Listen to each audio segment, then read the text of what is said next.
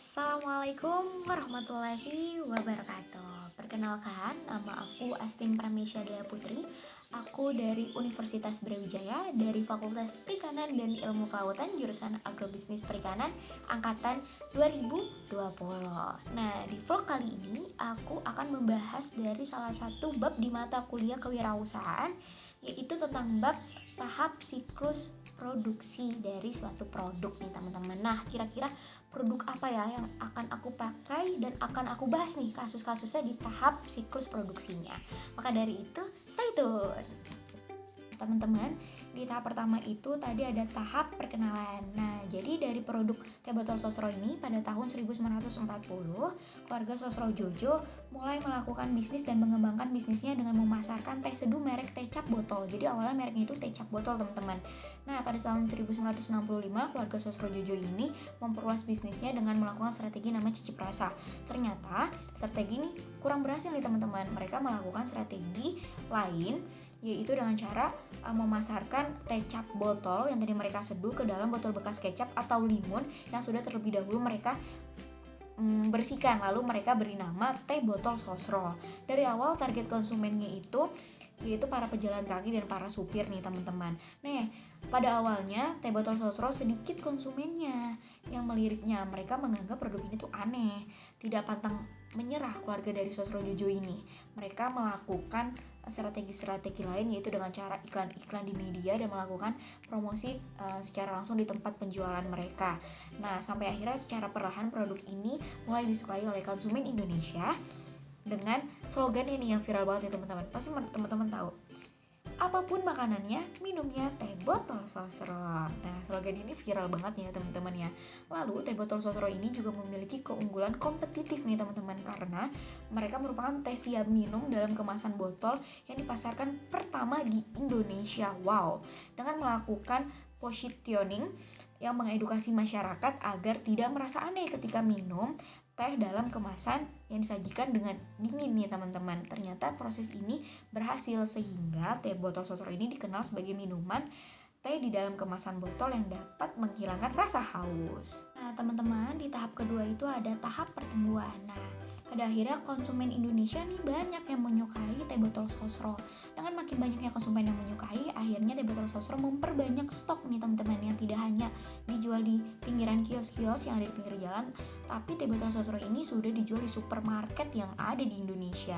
Nah, seiring dengan berkembangnya usaha Sosro ini, ada nih kompetitor lainnya yang akhirnya teh botol Sosro ini menciptakan berbagai bentuk kemasan lain seperti kemasan beling, lalu ada kemasan botol plastik seperti ini, lalu ada kemasan kotak seperti ini, dan ada kemasan pouch kecil gitu, teman-teman. Nah, tujuan ini agar konsumen bisa menikmati dengan enjoy produk dari teh botol Sosro dimanapun dan kapanpun. Nah, selain itu juga, Sosro membuat program promosi yang bernama Struk Rezeki Teh Botol. Nah, promosi ini bertujuan untuk memberikan hadiah kepada para konsumen yang sudah membeli produk Sosro nih, teman-teman. Dengan itu banyak sekali nih perusahaan-perusahaan yang akhirnya tergiur untuk membuat teh kemasan kayak gini nih, teman-teman. Nah, abis itu PT Sinar Sosro melakukan inovasi nih, teman-teman, dengan meluncurkan teh botol Sosro yang less sugar. Nah, kalau ini kan original nih, teman-teman.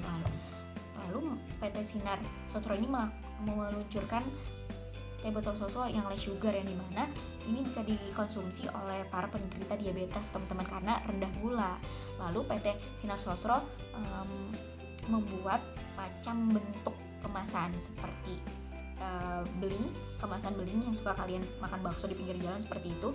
Lalu ada kemasan kotak seperti ini dengan ukuran mulai dari 200 ml, 250 ml seperti ini, 330 ml sampai 1 liter. Lalu ada kemasan teh botol plastik kayak gini nih, teman-teman. Ini ukurannya dari 330 ml, 450 ml sampai 500 ml. Lalu juga ada kemasan pouch kecil nih, teman-teman, dengan ukuran 150 ml. Nah, itu dia produk dari pertumbuhan teh botol Sosro. Nah, teman-teman, di tahap ketiga yaitu ada tahap kedewasaan. Nah, teh botol Sosro ini sudah bertahan selama puluhan tahun, bermula dari merek teh melati yang diproduksi oleh keluarga Sosro Jojo. lalu dikembangkan sampai menjadi sebuah merek yang sangat dikenal dekat dengan pelanggan yang ada di Indonesia. Lalu dengan melakukan strategi-strategi pemasaran, nah hasil dari itu semua kini teh botol Sosro telah menjadi pemimpin dalam kategori teh dalam kemasan botol yang bersaing dengan perusahaan multinasional. Nah, lalu ada nih beberapa yang menjadikan teh botol Sosro sebagai brand equity nih teman-teman. Yang pertama yaitu ada brand awareness. Nah, teh botol Sosro telah memasuki tingkat top of mind nih teman-teman. Terlihat dari dengan jadinya teh botol Sosro sebagai pemimpin pasar dalam kategori teh siap minum di dalam kemasan botol. Nah, selanjutnya ada perceived quality.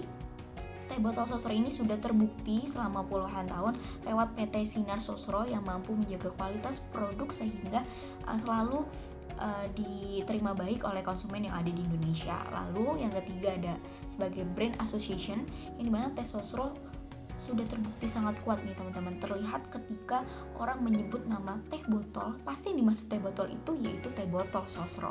Lalu yang terakhir sebagai brand loyalty, yang dimana teh botol Sosro juga terbukti sangat kuat nih teman-teman, lewat dari hasil perkembangan saluran distribusinya, selalu menjaga kualitasnya, selalu berinovasi terhadap strategi promosi yang dilakukan, dan tentunya memiliki jargon viral andalannya. Sekali lagi teman-teman, apapun makanannya, minumannya teh botol Sosro. Teman-teman, teh botol Sosro merupakan bagian dari PT Sinar Sosro yang dimana tahap produksinya mulai dari tahap perkenalan sampai tahap kedewasaan. Saat ini, teh botol Sosro terbukti sebagai produk yang masih mampu bersaing di pasar Indonesia maupun pasar internasional. Nah, maka dari itu PT Sinar Sosro belum ada di tahap deklan atau di tahap kemunduran, tapi mereka masih ada di tahap kedewasaan atau maturity, di mana tahap ini PT Sinar Sosro sedang menikmati hasil dari pertumbuhan perusahaan terhadap produk teh botol Sosro yang dilakukannya. Nah, di tahap ini penjualan masih meningkat dan pada tahap kedepannya masih bersifat tetap. Tetapi persaingan pasar semakin tajam nih teman-teman, dikarenakan ada produksi jenis yang mulai masuk ke pasar. Sehingga PT Sinar Sosro harus melakukan strategi untuk mempertahankan produk teh botol Sosro ini agar mampu terus bersaing di pasar Indonesia maupun pasar internasional. Itu teman-teman tadi penjelasan aku terkait tahapan siklus produksi dari produk teh botol Sosro. Sekali lagi, jargon viralnya, apapun makanannya, minumannya teh botol Sosro. Oke, sekian vlog penjelasan aku tentang tahapan siklus produksi. Semoga vlog ini memberikan manfaat bagi diri aku sendiri dan bagi teman-teman. Dan kurang lebihnya mohon maaf. Wabillahi taufiq wal hidayah. Wassalamualaikum warahmatullahi wabarakatuh. See you.